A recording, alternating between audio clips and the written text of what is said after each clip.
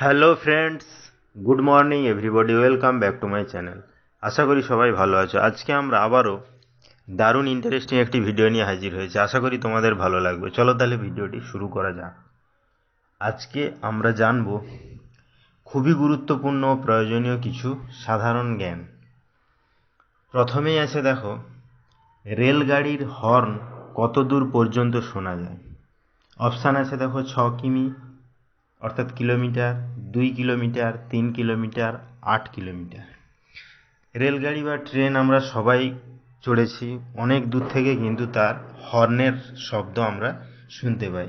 কিন্তু এটা কি জানি যে রেলগাড়ির হর্ন কত দূর পর্যন্ত শোনা যায়?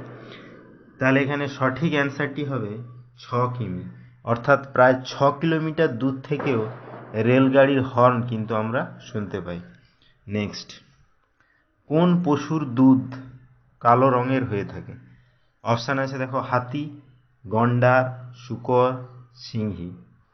অর্থাৎ কোন জন্তু বা জানোয়ার বা পশুর দুধ কিন্তু কালো রঙের? আমরা সাধারণত জানি দুধ সাদা রঙের হয়ে থাকে, কিন্তু এমন কোন পশু রয়েছে যার দুধ কালো রঙের?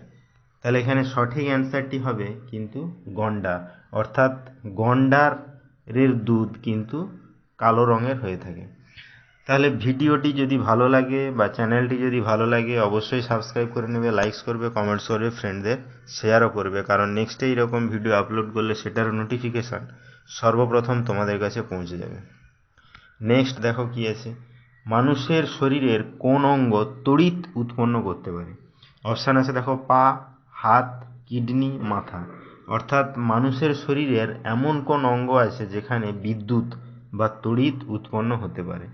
তাহলে এখানে সঠিক অ্যান্সার হবে কিন্তু মাথা, অর্থাৎ ব্রেন বা মস্তিষ্ক।